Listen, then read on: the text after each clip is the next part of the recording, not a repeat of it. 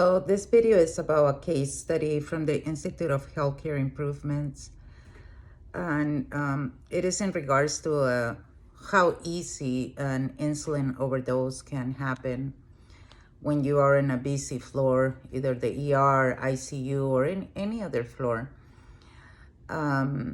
Briefly, I'll tell you about the case. This case study is about a senior anesthesia resident who was on call and had been working long hours since the day before.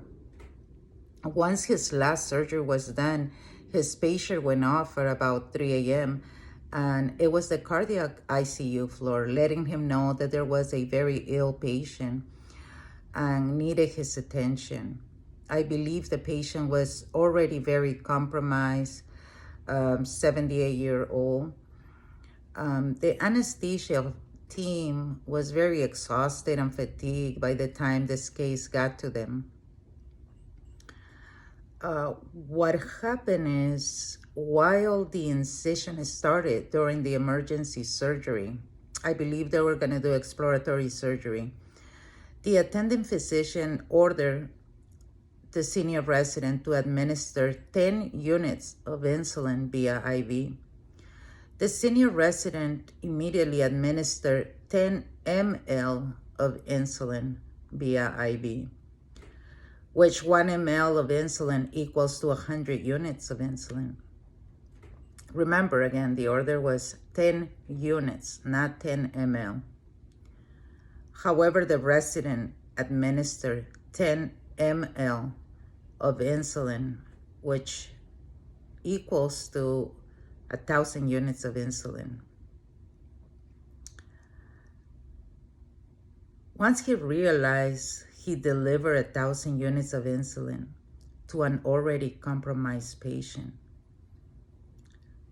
he informed the attending physician immediately. What went wrong in the case? From my perspective, I will say what went wrong with the case. Miscommunication, maybe a false assumption that the attending physician assumed that the senior resident was already aware that insulin comes in higher doses. For example, in this case, 100 units per 1 ml. The anesthesia team was already fatigued. The patient was very sick, compromised. The surgery would have been challenging anyway by any team under the most optimal conditions. Another thing that went wrong, the insulin was packaged in a way that was not useful for the OR team. An insulin vial contains highly concentrations of insulin, 100 units per cc. In this case, the order was 10 units. Easily to make this type of mistake, especially from what I've learned reading about this case, is that usually the anesthesiologists, attending physicians, or residents are the ones who do the dilution of the IV prior to administration. What can issues be resolved, or how can these issues be resolved? From my point of view, I said I would improve communication from attending physician to a senior resident. A lot of times, attending physicians don't want to embarrass the resident, or they just have the assumption that the resident is aware, and since the resident didn't ask any questions, well, he probably already knows. Therefore, that communication is missed. Senior resident has to feel free to ask questions if needed, or repeat the order back, verbalizing it, so that the attending physician can hear it and verify the order. Another thing that I thought would be helpful to resolve the issue will be having two persons, maybe two nurses, maybe a resident and a nurse, to verify the amount of insulin to be administered. Maybe having the pharmacy package the insulin in smaller amounts, not in high doses that can be lethal for the patient. Another way could be maybe increasing the number of residents so that the residents can get some rest and not work such long hours, not having to go over 12 or 16 hours without sleeping. I'm sure that will help a lot. One of the questions for the case study was, who and what role do other disciplines have in resolving the issues? Knowing that this is a systematic problem where many roles or disciplines can work together to prevent this kind of issue. For example, the attending physician in charge of residents must ensure the residents go home and get some rest after long hours of shifts. Like in this case, he was working since the previous day. Educating residents to feel free to ask questions when needed. Pharmacy also played a big role. Pharmacy has to offer more choices of ways of packaging the insulin to prevent large amounts of insulins to be sent to the ICU floors or emergency room floors, where there is little or no time to react to things, and things need to be done immediately. Maybe having the package be more user-friendly and not having to dilute or receive high lethal amounts of insulin at a time. It will prevent making accidents which will result in harming the patient. Hospital management.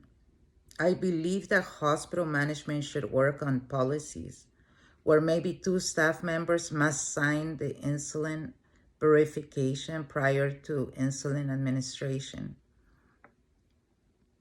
Hospital management must work on policies where the order needs to be verbally read back to verify that the correct order was given. This allows residents to ensure they hear the order, the correct order, and it will prevent assumptions from attending physicians. It will also prevent embarrassments from residents, if in case they were embarrassed or uncomfortable asking questions regarding a verbal order. Solutions. What could be any proposed solutions? Increase communication between attending physicians and residents. Ensure residents get enough sleep after each shift. Pharmacy to package insulin in a more friendly use for ICU floors, ER floors. Pharmacy to be the ones to dilute the insulin prior to sending it to the floor. Management to change or adjust policies in regards to insulin administration, like the one I mentioned earlier, verification of the amount of insulin to be administered by two staff members, or verbally reading it back so that the physician can hear his own order. I know I did mention a couple of proposed solutions, but at the same time, what are the barriers that exist towards implementing the proposed solutions? I said increased communication between attending physicians and residents, but the barriers to that could be the lack of time for proper communication between attending physician and residents, the lack of staff to ensure residents get enough sleep, not to work long extended hours. Another barriers could be the challenges of finding a staff to cover surgeries. Another proposed for the solution I mentioned was pharmacy to package insulin in friendly use for ICU or ER floors, pharmacy to dilute the insulin prior to sending it to the floor. And a challenge to this can be the time that pharmacists need to invest to dilute the insulin prior to sending it to the floor. It could be a challenge. I mean, that's one barrier that I believe that pharmacy and hospital need to work on. Management to prepare, review, revise, get the team together to update hospital policies. That's another barrier. To change, implement, prepare, review a policy in a hospital. It takes time. It takes a whole team. It takes time. Everyone to agree. They need to revise it. They need to review it. So that could be another barrier as well. Another barrier can be the hospital might not have enough staff to have 2 staff members verify the amount of insulin to be administered. Staff must be busy at the time when the insulin is going to be administered, or staff might not be able to come right away to do the proper verification for the amount of insulin to be administered. So it is very easy to make a mistake while working in any setting, not just ICU or ER. It is very challenging, especially when healthcare workers are working long, extended hours, 12, 16. In this case, this resident had been working since the previous day.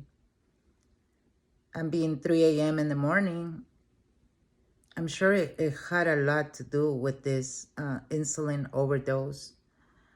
So hopefully we get to report near miss incidents. Incidents where we realized we were about to make a mistake, but we caught it right away and we didn't make the mistake. And usually 90% of the time, we don't go report that. Maybe if we did report it, it will be corrected. There will be a way of managing these near misses to prevent any injuries from happening to patients. And nurses will work in a more safe environment if we catch these incidents or near miss incidents in an early time. It's a lot. Healthcare is challenging. Residents, nurses, physicians have a lot in their hands, and it's thanks to this type of studies and researches, and thanks to this Institute for Healthcare Improvements that help us do researches and quality healthcare to keep spreading, doing the right thing at the right time, the right way, and the right person. This is for having the best possible results, according to the U.S. Agency for Healthcare Research and Quality. Well, thank you. I hope you learned something today, just like I did. Thank you.